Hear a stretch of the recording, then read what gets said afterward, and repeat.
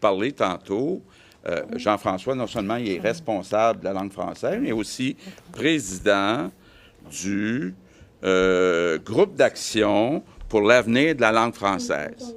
Donc, il va vous revenir bientôt avec d'autres propositions en éducation, en enseignement supérieur, en culture, dans tous les domaines où on peut agir comme gouvernement pour renverser la tendance actuelle. Donc, ce que je veux dire aux Québécois aujourd'hui, c'est que notre gouvernement va être le gouvernement qui aura renversé la tendance. Puis honnêtement, là, la journée où je prendrai ma retraite, ça sera une de mes grandes fiertés. Mais je veux aussi, en terminant, lancer un appel aux Québécois. Tous les Québécois ont le devoir de protéger le français. Puis je suis convaincu qu'ensemble, on est capable de renverser la tendance puis de s'assurer que nos enfants puis nos petits-enfants continuent de vivre au Québec en français. Merci.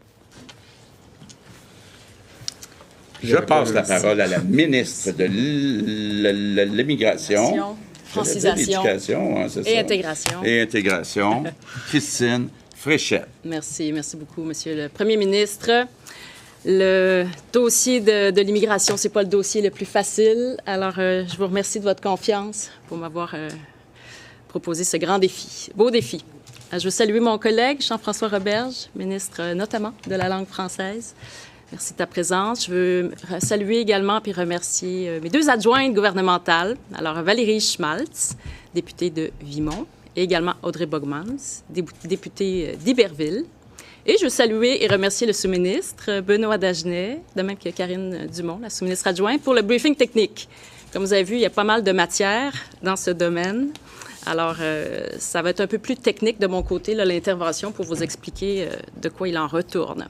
Alors, je suis très fière de vous présenter une réforme importante et inégalée dans l'histoire de nos programmes d'immigration économique. Cette réforme, elle va contribuer à changer la donne pour l'avenir du français. Je vais aussi vous présenter les orientations proposées pour la prochaine planification pluriannuelle de l'immigration, une planification qui couvre les 4 années de 2024 à 2027. On propose en fait des modifications importantes de tous nos programmes d'immigration économique afin que pour la première fois dans l'histoire du Québec, les candidats à l'immigration économique aient une connaissance du français pour pouvoir être sélectionnés. On va exiger un niveau de connaissance du français à l'oral et dans certains cas à l'écrit. Ça va permettre à ces personnes non seulement de travailler en français, mais surtout de vivre en français. Ce qu'on souhaite, en fait, c'est qu'ils puissent avoir du succès ici, chez nous, donc chez eux, en français. Parlons d'abord du programme régulier des travailleurs qualifiés, le PRTQ, qui est en fait le principal programme d'immigration économique. Actuellement, là, ce programme-là, le premier ministre l'expliquait, il n'impose pas de connaissance du français. La connaissance du français, elle donne des points, mais c'est possible pour quelqu'un de se qualifier, d'être sélectionné sans parler français. Alors, ce qu'on propose, c'est carrément de changer d'approche et de créer un nouveau programme, le programme d'immigration pour les travailleurs qualifiés, qui deviendra le PSTQ, Programme de sélection des travailleurs qualifiés. Ce nouveau programme ne fonctionnera pas avec une grille de points, mais plutôt avec des critères qu'il faudra absolument rencontrer. Le programme va permettre de sélectionner des travailleurs qualifiés connaissant le français, ayant de bonnes capacités d'intégration professionnelle et qui seront aptes à exercer dans un délai raisonnable leur profession au Québec. Pour que le programme réponde mieux aux besoins du marché du travail, on élargit la gamme des professions qui seront admissibles à l'immigration économique permanente. Donc, en fait, ce sera plus facile pour l'ensemble des professions de se qualifier. On va créer, en fait, 4 volets. Le premier volet, c'est pour les professions qui requièrent des hautes qualifications, des compétences spécialisées. On vise les personnes qui vont avoir un métier demandant une formation universitaire, collégiale technique ou secondaire professionnelle. Quelques exemples, par exemple, des gestionnaires en système informatique, des designers graphiques, techniciens en génie mécanique. Ça, c'est des exemples pour le volet 1. Le volet 2, c'est pour les compétences intermédiaires et manuelles. On vise les emplois qui demandent une formation secondaire générale ou professionnelle, ou acquises en cours d'emploi.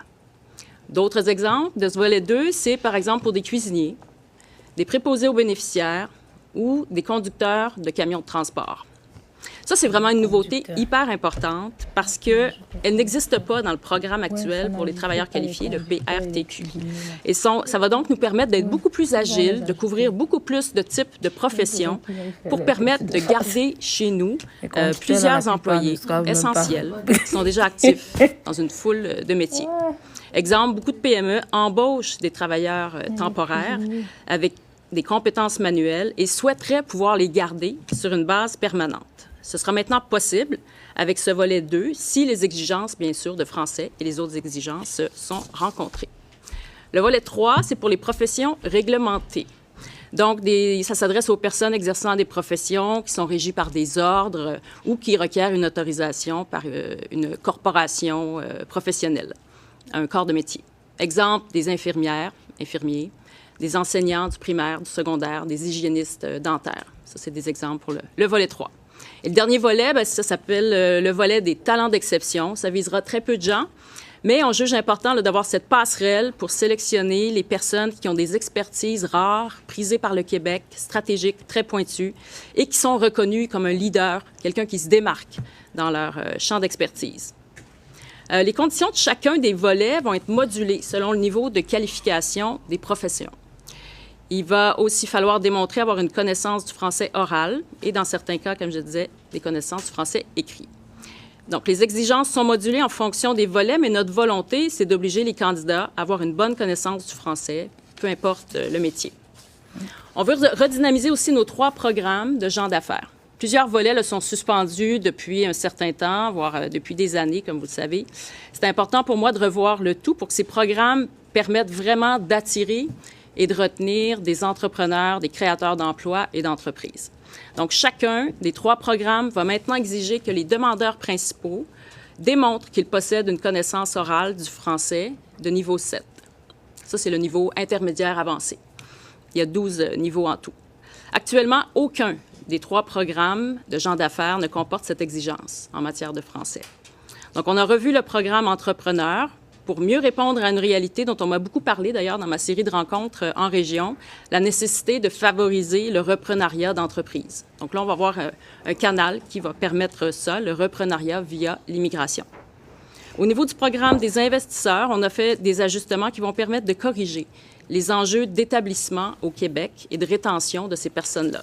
Donc, des éléments qui étaient très défaillants avec le programme antérieur. Dès l'an prochain, on va pouvoir sélectionner des profils d'investisseurs francophones qui répondent mieux à nos besoins économiques. Un autre changement proposé, ça vise le regroupement familial. Des modifications seront apportées afin de s'assurer que les garants accompagnent mieux les personnes qu'ils parrainent en matière de francisation et d'intégration. Un plan d'accueil et d'intégration va devoir être exigé des garants lorsqu'ils demandent à parrainer des personnes âgées entre 18 et 55 ans. Entre 2019 et 2022, ça vaut la peine de souligner que le regroupement familial a représenté en moyenne 24 % des nouveaux arrivants au Québec. Je vais vous parler bien sûr aussi du PEC, le programme de l'expérience québécoise. Je m'en suis fait beaucoup parler ces dernières semaines, ces derniers mois. Alors, on annonce des assouplissements importants dans le volet PEC diplômé. Le premier ministre et moi, on l'a souvent dit, il faut vraiment miser sur les étudiants qui viennent chez nous pour leur parcours académique. Ils prennent racine ici, ils s'installent partout au Québec, puis on veut les garder chez nous. On vise donc à accélérer la sélection permanente pour les diplômés de programmes d'études universitaires, techniques ou professionnels en français. On retire aussi l'exigence de travail minimum d'1 année et l'exigence d'occuper un emploi au moment du dépôt de la demande. Ça va permettre aux employeurs de bénéficier plus rapidement d'un bassin de travailleurs qualifiés et qui parlent français. Ça va permettre aussi de retenir dans toutes nos régions des gens qui s'y trouvent déjà parce qu'ils étudient dans ces régions. On l'a officialisé ce matin en Chambre. On va tenir au cours des prochains mois donc une consultation parlementaire pour planifier l'immigration au Québec pour les 4 prochaines années. J'ai déposé, je les ai ici, là, le cahier de consultation, de même que le recueil des statistiques en immigration. C'est un document qui va servir de base pour la consultation, donc on va tenir cet automne, un important exercice démocratique.